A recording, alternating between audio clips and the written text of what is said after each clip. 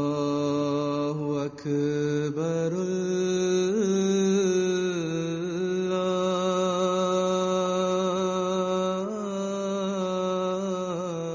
الله أكبر أشهد أن لا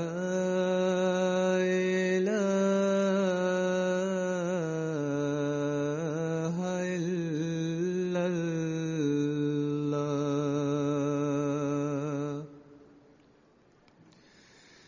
أشهد أن لا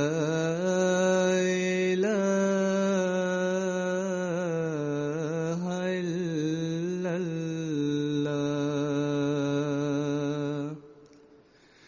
أشهد أن محمدًا رسول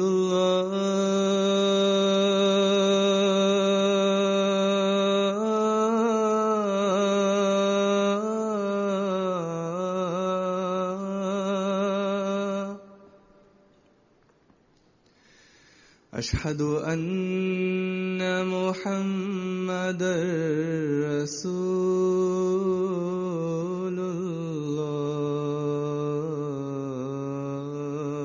الله حي على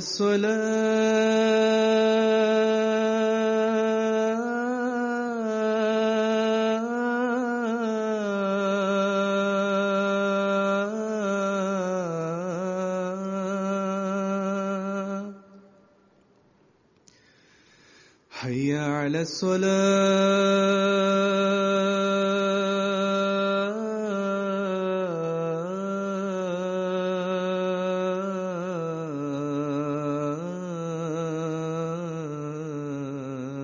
الصلاة حي على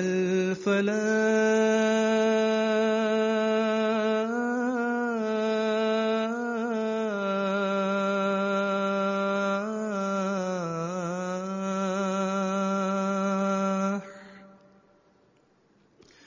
حي على الفلاح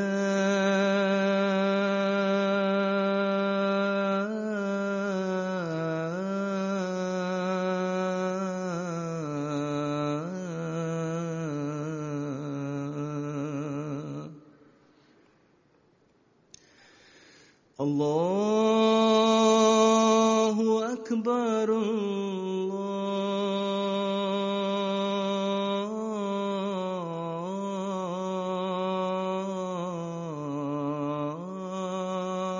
الله أكبر لا إله إلا الله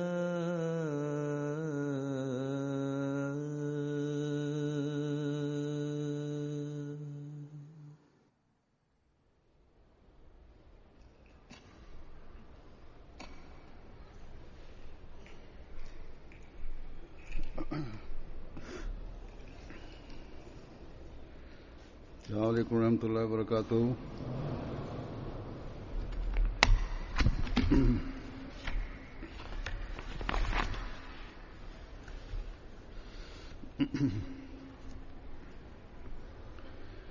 أشهد أن لا إله إلا الله وحده لا شريك له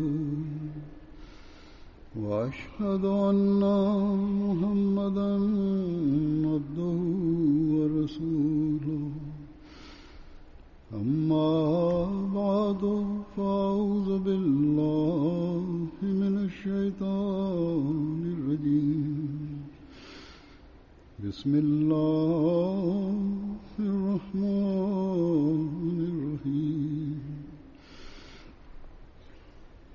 الحمد لله رب العالمين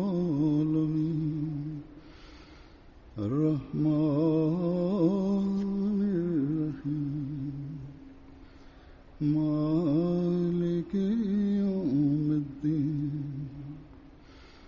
إياك نعبد وإياك نستعين اهدنا الصراط صراط الذين أنعمت عليهم غير المغضوب عليهم ولا الضالين.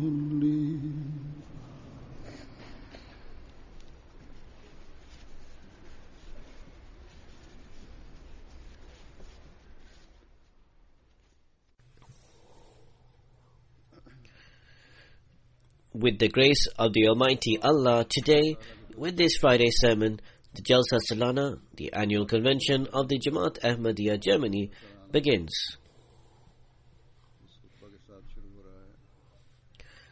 With Allah's grace, each year the attendance at the Jalsa increases, and inshallah, it is hoped that this year this will be the case also.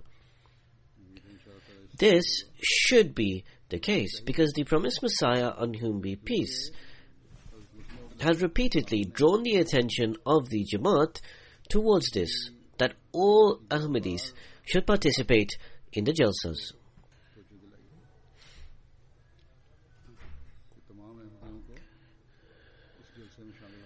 So as the numbers in the community increase, there should correspondingly be greater numbers attending the Jalsa. Even if people have to undergo hardships and difficulties to attend the Jalsa, then they should do so. You people are fortunate that Allah the Almighty has given you opportunities to attend Jalsas, whereas in Pakistan there are restrictions placed upon holding such Jalsas.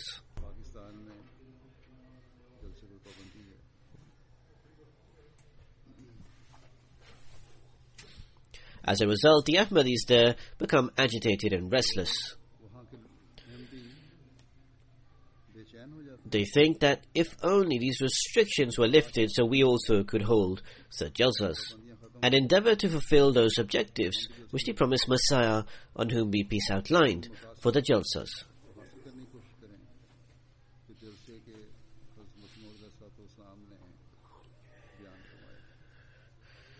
That we also can receive those prayers that the promised Messiah, on whom be peace, made for the participants of the Jalsas.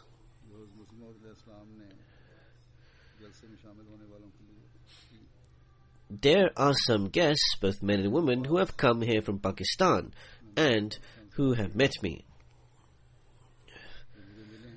They are sobbing and crying and overcome with grief at times when they express how they are deprived of the blessings of the Jalsas. They request prayers that they can also receive such blessings.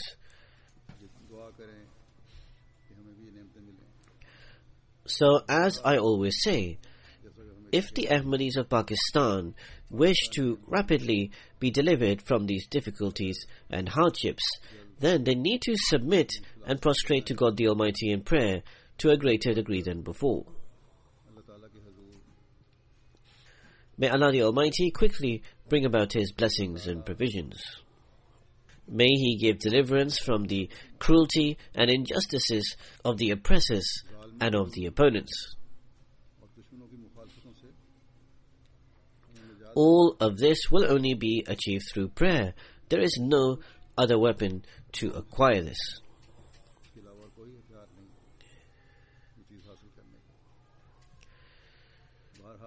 In any case, I was saying to you that blessed are those who are living here. That Allah the Almighty has provided these means and provisions for you to hold and organize Jalsas. You are unable to hold all forms of ijtimats or gatherings. There are ijlasats or meetings or conventions at every level that you are able to organize. So you should be grateful to Allah the Almighty for all of this. True gratitude would entail that you benefit to the full and maximum extent from the program of the Jalsa, both during the days of the Jalsa and after the Jalsa when you return. You should make an effort to incorporate the righteous and pious points of discussion that you would have heard at the Jalsa as part and parcel of your lives. The promised Messiah, on whom be peace, has attached the purpose of Jalsa with patient steadfastness, acquiring the religion, and to prefer only the religion.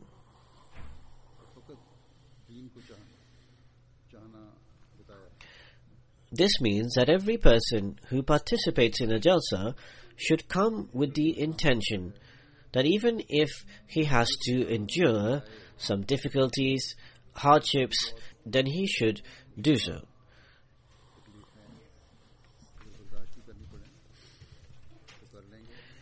He will not display any impatience whatsoever regarding any mistreatment he perceives to have faced.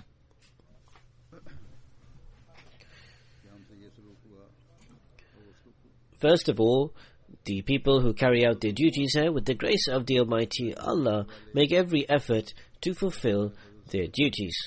Those who are lacking in their responsibilities, I will once again remind them that with patience, with tolerance, and for the sake of acquiring the pleasure of Allah the Almighty, fulfill your responsibilities.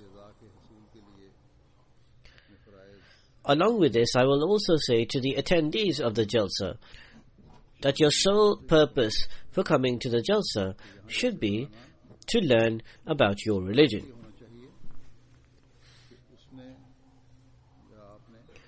And it is to provide for your spiritual progress in this atmosphere. Further, it is to involve your children and progeny in this spiritual advancement.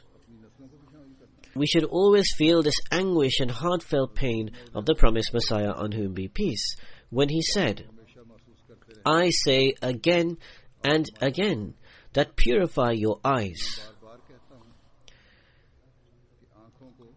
Illuminate them with spirituality. Illuminate them with spirituality just as they are illuminated physically and externally. The promised Messiah goes on to say, a man can be said to see or perceive when his external observation, that is to say, he is unable to distinguish between good and bad, and thereafter he inclines towards virtue. The promised Messiah ﷺ says, only those will gain salvation who become disinclined, devoid, and purify their hearts of worldly and materialistic passions. Then the promised Messiah says, until the heart does not prostrate in humility, to rely merely on physical prostrations is a futile endeavor. Just as the flesh of the sacrificed animal does not reach to God, rather it is righteousness and the fear of God which reaches him. Similarly, the physical ruku and sujood are worthless until one's heart does the ruku, sujood and qiyam.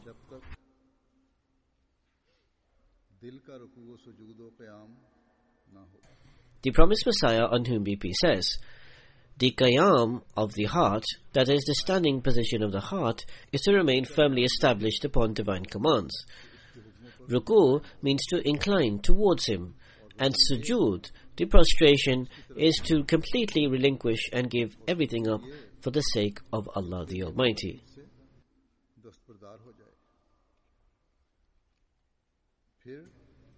The promised Messiah, on whom be peace, also prayed that may Allah the Almighty purify the hearts of my Jamaat. May He extend His hand of mercy and incline their hearts towards Him. So thus these are the heartfelt emotions, this is the pain and anguish, and these are the prayers of the promised Messiah, on whom be peace, for our practical reformation.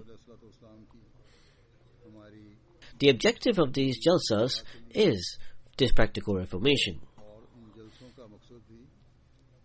Allah the Almighty has given us this opportunity to assess the standard of our practical reformation during these 3 days and to give attention towards it.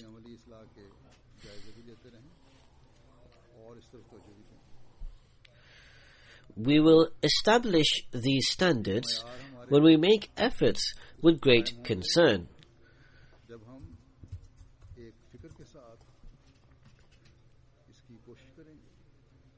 Every sentence and every word of the promised Messiah ﷺ are filled with emotion and move our hearts and shake us to the core. The promised Messiah ﷺ said, "Illuminate your spiritual eye in the way that your physical eyes are illuminated." Even little pain to our eyes causes us great worry and concern, and we immediately visit the doctor. Dimness or haziness of the eyes to even the smallest degree perturbs us, and we are ready to bear all forms of trouble for this. We try to protect our eyes from all such things which can harm our eyes. Do we make equal efforts in order to illuminate our spiritual eyes and to keep it healthy?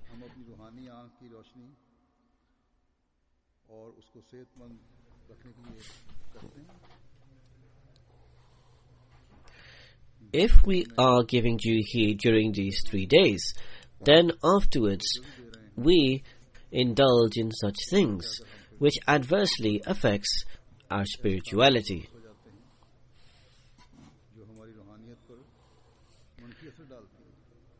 So the light of the spiritual eye is not limited to 3 days. Indeed, these 3 days are a means of remedy to maintain the light of the spiritual eye.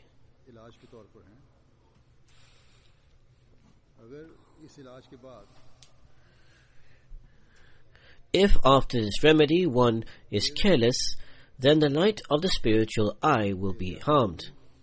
This is why the promised Messiah, on whom be peace, said, "The one who truly sees and perceives is he who distinguishes between good and bad, and once he is able to identify this, he inclines towards virtue. He should then perform those righteous deeds that Allah the Almighty has commanded us to, where on the one hand this includes worship of Allah the Almighty, there it also includes fulfilling the right of God's creation. I will give the example of one of these rights. As a result of not discharging this right, worry and concern is spreading within the Jamaat. The complete lack of fulfilling this right has not only caused restlessness in the households, but in fact, many girls who get married and then come here from Pakistan or from other countries,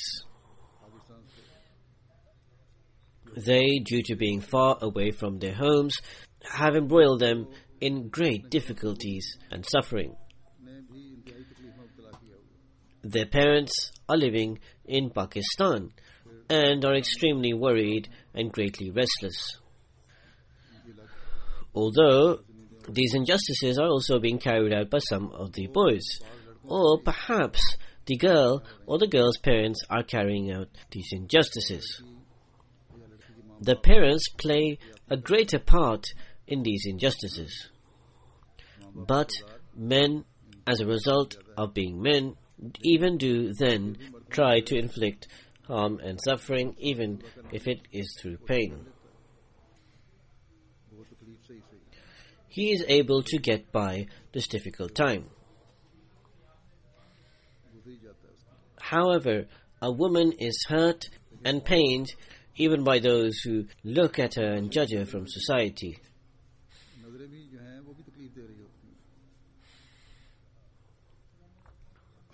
Then, as I said, the parents who are living far away are separately worried.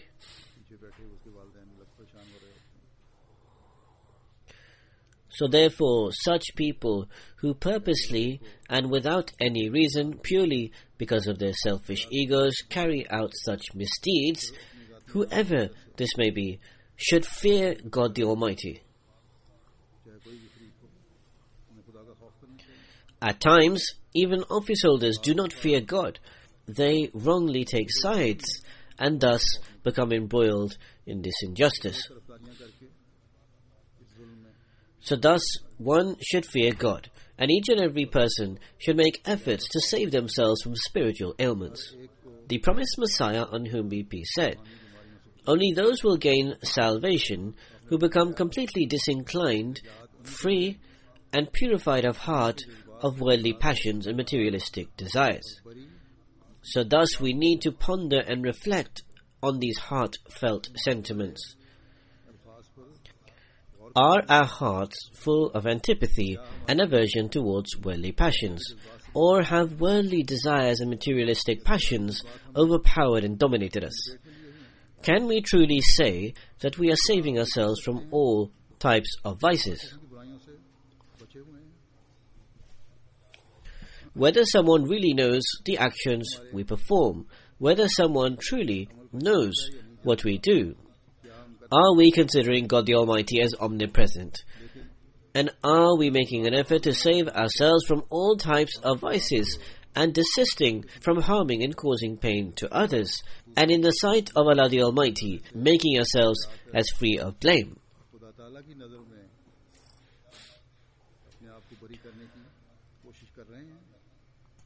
Do we have pure and clean hearts in fulfilling the rights due to God and His creation?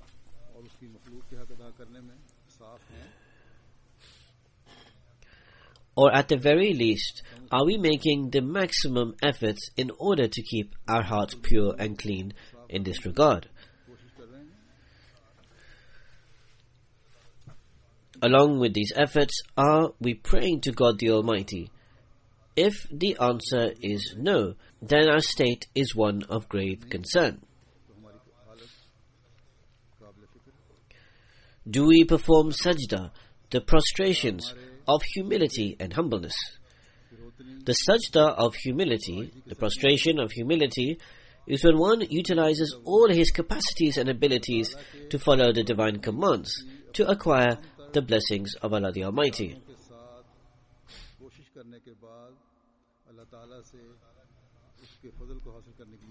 which in the sight of Allah the Almighty is worthy of acceptance. Allah the Almighty has described those prostrations which are merely physical or apparent by saying, فَوَيْلٌ لِلْمُصَلِّينَ, that so woe to those who pray.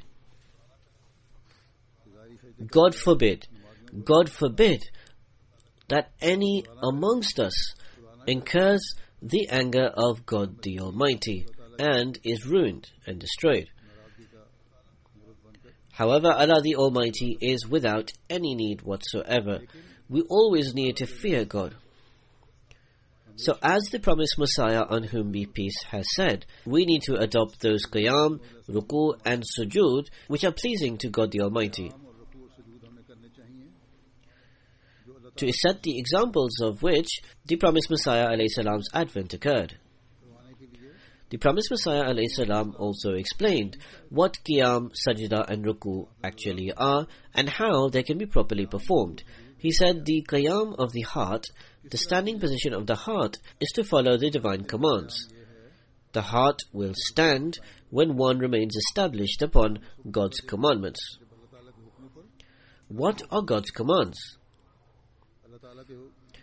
They are the commands that are mentioned in the Holy Quran. To be established means to remain so steadfast upon them that one never stumbles. You should not stumble, and nor should you ever become far removed from them. You should never leave its support. You should never look at them with disregard, and nor should you minimize their importance. The ruku of the heart is that you should submit to God in every single matter. No worldly means, no worldly resources should ever develop the thought in your heart that through them your problems can be resolved. What is the sajda, the prostration of the heart? The promised Messiah says, the sajda of the heart is to relinquish yourself completely. For the sake of acquiring the pleasure of Allah the Almighty, you should sacrifice everything. You should sacrifice your passions and emotions. You should sacrifice your relatives and close ones. You should sacrifice your relationships. You should sacrifice your ego. You should sacrifice your honor, including your false honor and false ego. This means those things which you consider as honorable, are actually taking you away from God the Almighty. So you would have to sacrifice that false sense of honor. If you want to show honor, then it should be honor for the faith and religion. If anyone tries to act contrary to the divine commands, it is in such a circumstance where you should show your honor. So as such, every single one of our deeds should be as such. Or we should make an effort to perform every such deed which purify and cleanse our hearts. The promised Messiah, on whom be peace, says, I desire from my Jamaat and I expect and hope from them that Allah the Almighty will extend His hand of mercy, and He will produce and develop this condition in the members of the Jamaat. The promised Messiah, on whom be peace, says, those who do not make an effort to develop this condition have no connection with me. May Allah the Almighty not let it happen that any from among us be counted amongst those who break off their connection with the promised Messiah, on whom be peace. Rather, may every single one of us be ever engaged in finding ways to continuously strengthen our relationship with the promised Messiah, on whom be peace. So thus, as I have said earlier, those who come to attend the Jalsa should assess themselves during these days. To what degree are you making an effort to achieve those standards which the promised Messiah, on whom be peace, expected of us?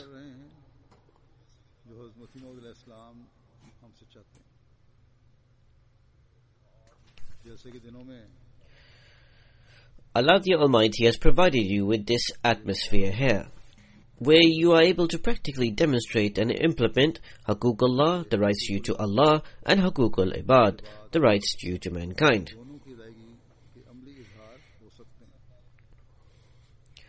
So then you should make an effort to make this practical demonstration a part of your everyday life.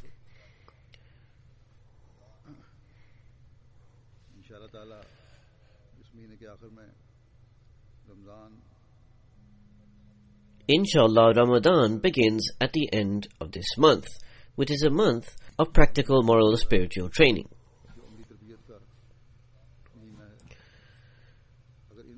If you make an effort to connect these blessings with the blessings of Ramadan, then a spiritual revolution can be born within us. If you have not come to the Jalsa with this intention in mind, or if these days do not prove to be days of change and reformation, or you do not make the required efforts to do so, then there is no difference in whether you come for the Jalsa or not. Indeed, this can prove to be a means of harm. A certain gathering can prove to be the means of stumbling. Hazrat Khalifatul Masih II, may Allah be pleased with him, would relate an account of the time of the promised Messiah, on whom be peace.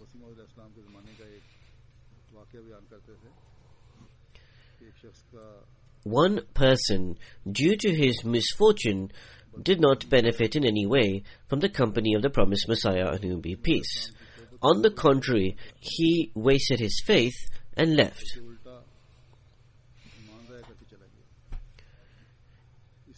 His selfish ego and a demonstration of false piety proved to be a stumbling block for him.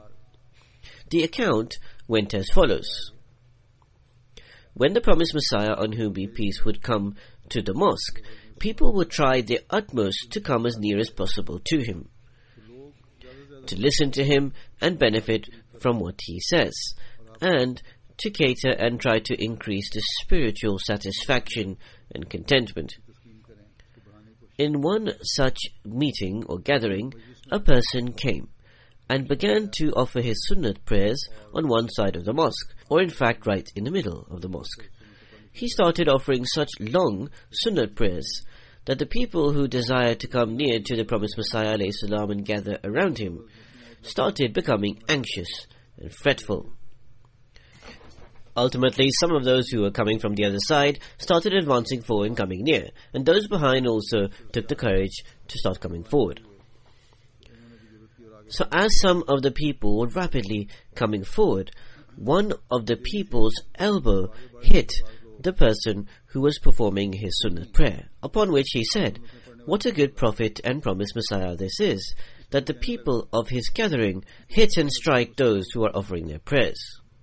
He was extremely outraged, left Ahmadiyyat and left from there. This was his misfortune.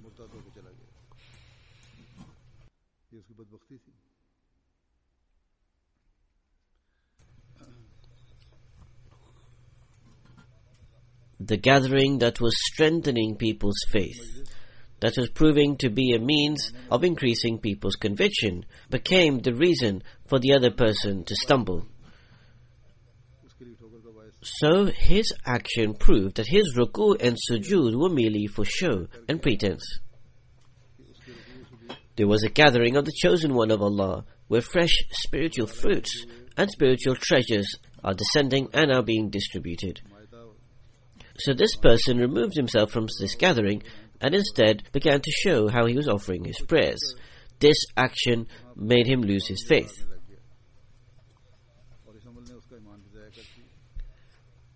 So thus, although today there is no direct gathering of the promised Messiah in whom be peace, however, in light of his teachings, the exact same things are being said.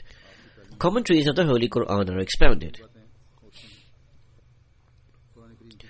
In light of the blessed example of the Holy Prophet Muhammad ﷺ, inculcation is given towards spiritual moral training and specific programs are formed.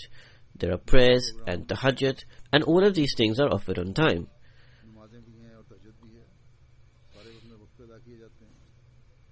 Everyone should participate in the programs according to their allotted times and make an effort to benefit from them. If you miss your prayers for any reason, you should go to one side and offer them.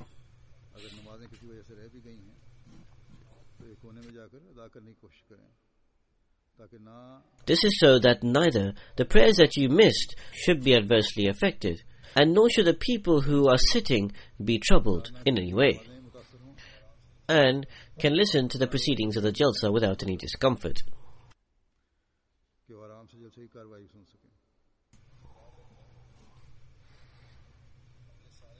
Remember, Amal-e-Saleh, a righteous deed, is an action which is performed appropriate to the situation and occasion. An action which is performed at the wrong time and inappropriate to the circumstance can actually become a means of one stumbling.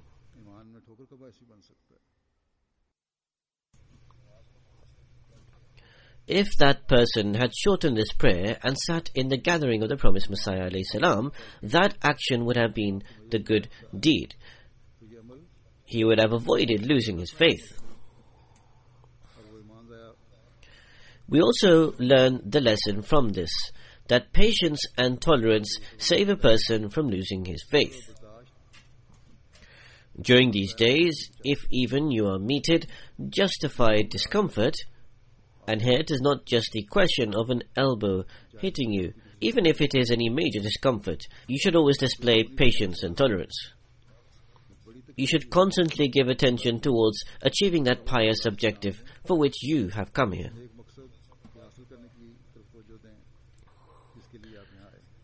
Sometimes during Jalsa, due to displaying a lack of patience and tolerance, some people act in a harsh way to one another, and this boils over to the extent that they begin to fight with one another. As a result, when this comes to light, disciplinary action is taken against those who quarrel, which sometimes causes them to stumble even further, because their ego dominates them, and their faith is also lost. So as I said, this Jalsa, rather than being a source of blessings, in such instances becomes a means of removing one from Allah the Almighty and becomes something damaging. It becomes the means of one losing their faith. However, if one displays patience and steadfastness, and if one always keeps in view the true purpose of the Jalsa, then not only will one individually increase in their faith, But in fact, that person can become the means of increasing many people's faith and helping to guide them. With the grace of the Almighty Allah, now in the world of Ahmadiyyat, jalsas are held everywhere. In scores of countries, jalsas are held in the major Jamaats. The followers of the promised Messiah, in whom be peace, who hailed from different nations and tribes. Guidance is being spread all over the world, and as a result, it is making people submit and incline towards Allah the Almighty, and also us. If any misfortunate person loses his faith, then instead hundreds of fortunate people are those who come to have faith. We find examples of this in the time of the promised Messiah, in whom be peace, and also today. At this time, I shall present an example. Those people who became the means of guidance, who are thousands of miles away, but they are strengthening and increasing in their faith. The majority of them have perhaps never seen the Khalifa of the time in person, and even those who have, it may have been 25 or 30 years since they did. The manner in which these people are becoming the means of guidance and strengthening in their faith is truly astonishing. This is an account from Sierra Leone. One of the missionaries of the Port Loko region there writes that the chief imam of the Cafe chiefdom and the deputy chief imam, Sheikh Adam, were fierce opponents of the Jamaat. Our local mu'allim, Sheikh Ibrahim Ture Sahib, would discuss various Jamaat issues and subjects with them. The Jamaat Ahmadiyya Sierra Leone was approaching. It was said to the mu'allim to invite the chief mu'allim and deputy chief mu'allim as guests to the Jalsa Salana. The chief imam rejected the invitation. However, the deputy chief imam, Sheikh Adam, accepted. He then came to the Jalsa. The Jalsa is held in Bo there.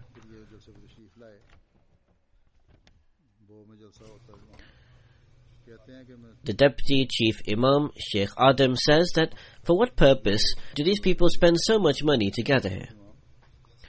However, on the very first day of the Jalsa Salana, I observed how the people gathered in great numbers to offer the Tahajjud prayers. In the Tahajjud prayers, I heard them reciting the Holy Quran, and saw them weeping and crying whilst praying, submitting to God Almighty, which caused my heart to melt, and reflected that these signs, and for the people to be so engrossed in the prayers, demonstrates that these are truthful people. This is a Jamaat of truthful people. Worldly and false communities do not have people who act in this manner. Then the Muballigh missionary Sahib says that I asked him after the first session of the Jalsa Salana, how did you find the Jalsa and what do you feel? To which he responded, I am extremely impressed by the members of the community and Jamaat traditions, and I have become an Ahmadi. All my reservations have been removed. He returned and began to preach in his region, saying that the true Islam is only that which the Ahmadiyya Muslim community acts upon and spreads. His imam was enraged with him and dismissed him.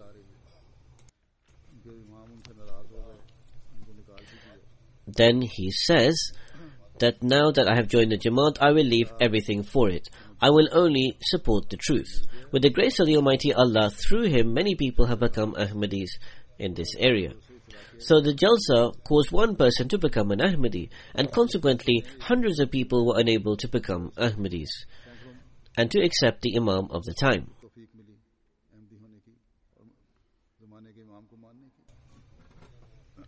Now Sheikh Adim Sahib, because he became an Ahmadi as a result of the Jalsa, he has even put along with his name Sheikh Adam Jalsa Salana. This is what he has put with his name.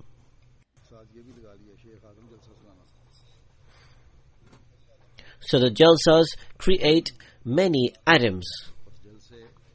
Allah the Almighty brings about the transformation in this state, and He is producing a new heaven and earth. So we should also be concerned. We, the majority of whom are born Ahmadis, we should improve and reform our state. Now many asylum seekers have come here. They should not perceive that they have come here for worldly reasons to gain profit and gain. If they have come here as a result of opposition to the Jamaat in Pakistan, then here they should be ambassadors of the Jamaat and play their respective roles. They should demonstrate through their actions the true teachings of the Jamaat. Instead of becoming embroiled in worldliness, indeed, they may earn a living, but instead of being drowned by materialism, they should also give attention towards their spirituality. Nonetheless, these are the blessings of the Jalsa which are manifesting all over the world. Now in the world of Ahmadiyyat, there is a race to excel in virtues and goodness. So you people also should make every effort to not be left behind in this race. There was a time when this competition was between cities, but now this competition is between countries. Only those will gain nearness to Allah the Almighty who come to understand the pain and heartfelt anguish of the chosen one of Allah the Almighty, and who make every effort to bring about reformation in this state. Here I would like to say a few words to the workers, in particular those workers who are entrusted with the responsibility of hospitality. I would like to say some things to them. Remember that when the promised Messiah ﷺ was given the revelation of Wasi Makanaka to expand the house and accommodation, it was for the reason that guests who were visiting him already in very large numbers, and the hospitality of which the promised Messiah ﷺ would extend in accordance with each person's requirements, that would go on increasing. This revelation was given to him in the early period after his claim, and he was given it repeatedly, and it kept on being revealed to him until the end in different shapes and forms. So this message of Wasi Makanaka is also for his followers. It was also for those who worked alongside the promised Messiah on whom be peace at the time. It meant that this expansion that will be of the house and the accommodation will also be the means of increasing hospitality. Now here in Germany there is increase and expansion in terms of the new mosques and mission houses that are being built. So this will also mean there will be an increase in the hospitality. So Allah the Almighty has said that you who are the workers, you who are the followers of the promised Messiah on whom be peace, should never tire. The promised Messiah ﷺ had already an extremely large heart. Allah the Almighty said to the promised Messiah ﷺ that never tire or worry for the large number of guests that will come. These are my own words, but it is the essence of what the promised Messiah ﷺ said. So naturally this was for the promised Messiah ﷺ, but it was also for the workers who are entrusted with the responsibility of hospitality. Those workers of the time of the promised Messiah ﷺ and also those after. These are opportunities to gain blessings. To the people who serve in this capacity, in order to fulfill the command of Allah the Almighty of Wasi Makanaka to expand their house and accommodation, will have to open their hearts further for the hospitality of guests. The Langar Khana was one of the important tasks amongst the tasks entrusted to the promised Messiah ﷺ. Today also, people specially come wherever the Khalifa of the time is present. And they do so for the reason to become near to the Khalifa, to spend some days close to him.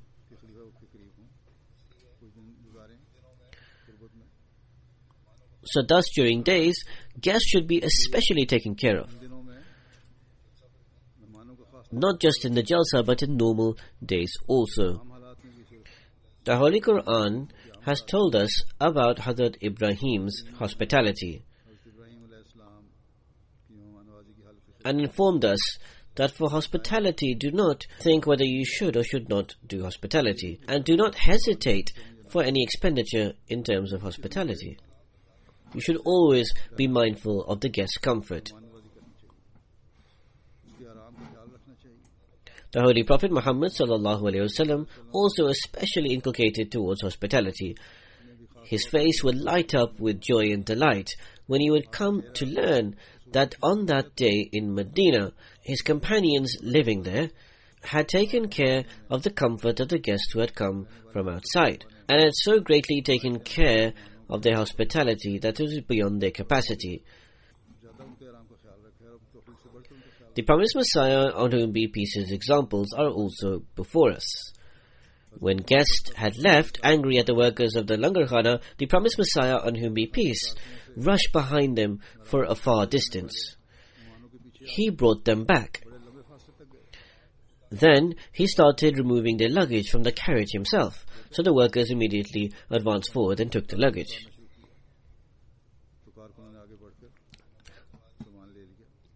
All of this was because where on the one hand he would establish the highest levels of hospitality, there he also wanted to teach his followers.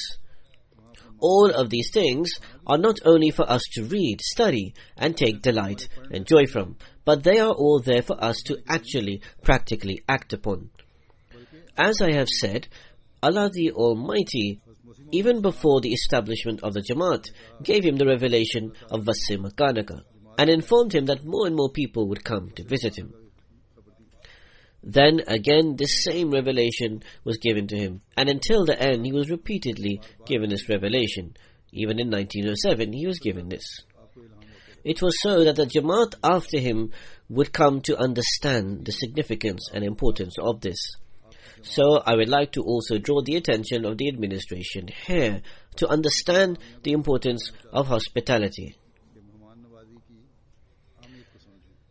But one is the hospitality that is extended during the days of Jalsa, to prepare food for the 30 or just over 30,000 people, and to feed and serve them. This is why only one type of food is prepared at one time, and pita bread is given with it. Indeed, this should be taken care of, that where on the one hand food should reach every single person, and enough food should be given to each person in accordance with their need, and food should be given respectfully to them. There, on the other hand, you should also be mindful that it should not be wastage. Avoiding wastage of food does not mean that in this heat you should use the surplus of food at one time to feed people at a second time and make them ill. Secondly, is the hospitality extended during ordinary and normal days, as I have said. For the hospitality during these normal days, the promised Messiah, on whom be peace, would take care of every requirement of their guests in accordance with their temperament and need. So the relevant administration need to give heed towards this. By giving food to anyone, you have not fulfilled the right of hospitality. Indeed, you cannot fully discharge the right of hospitality to guests. Many guests who are not Ahmadis attend our functions. Our hospitality on them in different places in the world greatly impresses them, which they often remark on. With the grace of the Almighty Allah, the Germany Jamaat is making many mosques. In the mosque functions, external guests attend. Hospitality is thus arranged for them. Often tea is arranged for them. And so far as this is concerned, it is satisfactory. The arrangements are quite good. However, in my view, the arrangements for seating are unsatisfactory. It is said that the people here are used to sitting on benches, and this is why wooden benches are arranged, and thus we make very respected dignitaries sit on them. Even if they are used to it, our standards of hospitality should be better and should increase. If they are used to it, then you here should demonstrate exactly this. And instead of the seats that are placed there, you should have put benches. There is one standard for yourself and another standard for the guests. You should not infer from this that in the following year you should remove the seats and place benches here. All I mean to say is that over there the standards should be better. Here seats should remain. The officer Sahib Jalsa Salana will immediately try to reduce his budget.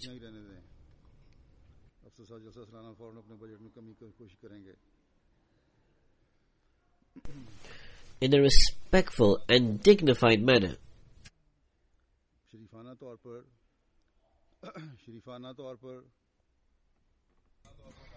In a respectful and dignified manner, there should be arrangements for seating the guests in any case.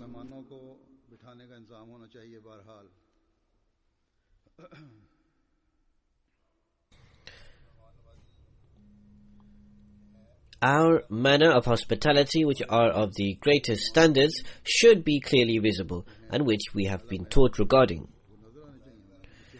I mentioned the tea and the light refreshments that are given. So far as this is concerned, it is satisfactory. However, even in this, it should be taken care. There is echo and the sound should be corrected. So you should be mindful in terms of what people prefer.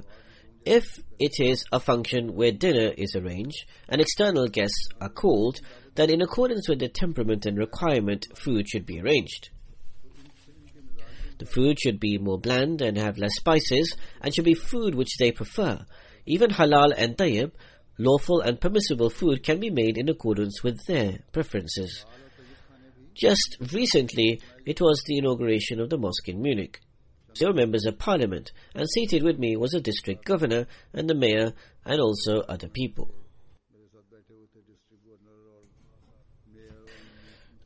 The food that was arranged for some of them was relatively better, but generally speaking, there were large numbers of German people in attendance, approximately 250 to 300. It was a good attendance, and they were dignitaries and respectful people. The food that I could see was completely unsatisfactory. Some people perhaps did not even take that food. If there is a function in which dignitaries are invited and people also attend because the Khalifa of the time is present, so you should at least fulfill the right of their hospitality. If the local Jamaat cannot cover the expenditure, then the National Centre has the responsibility to arrange for the hospitality. The function was excellent and there were large numbers of people, the location was good and the hall was suitable. I will give the details at a later time. However, there is a need to give attention towards this shortcoming because otherwise it will become ingrained as a habit. Then also remember that the guests who particularly come in these days when I am present here. So, as I have said, brilliant hospitality is a duty for you to extend to them. This is the responsibility of the permanent Ziyafat team to extend this hospitality. And wherever it goes, there it is the responsibility of the local people. And without uttering any complaint or boasting about it, you should extend the hospitality, saying that the guests are becoming burdensome. You should make every effort to avoid any element of distress being caused to any guest. Allah the Almighty has even said about those who give sadaqah and then speak about this act as displeasing to Him. It is better to say a good word than to help somebody and then speak about your good act, or to say such things which can distress him. Hospitality is indeed the right of a guest. To extend hospitality and then to say something about it is an extremely contemptible and despicable act. There are some people who do act in this way. And they go to the extent that the people who have come with me, they even say such things which can cause emotional distress. For the time being, I am only admonishing by way of indication. If the time requires, then I will openly say this. But may Allah Almighty not let this happen, that this is required. And may those who are responsible come to their senses. Nonetheless, I hope and I expect that the relevant persons and people should understand their mistake and say istighfar, seek forgiveness for their sins. May Allah the Almighty give wisdom and understanding to all the workers. And may they discharge their responsibilities in accordance with the divine teachings. With reference to Jalsa, also remember that every single one among you needs to remain vigilant upon your surroundings. Every participant of the Jalsa should fully cooperate and comply with all the duty workers.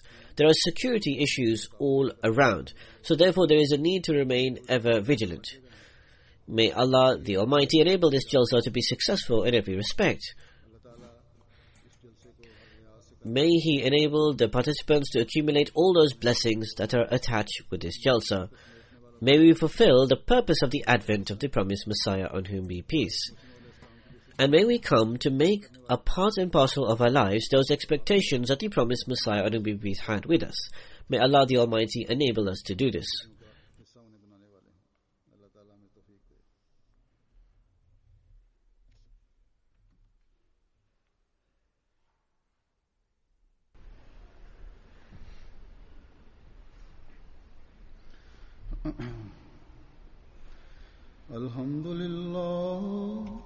Alhamdulillah, nahmaduhu wa nasta'inuhu wa nastaghfiruhu wa nu'minu bihi wa natawakkalu alayhi wa na'udhu billahi min shururi anfusina wa min sayyiati a'malina. من يهده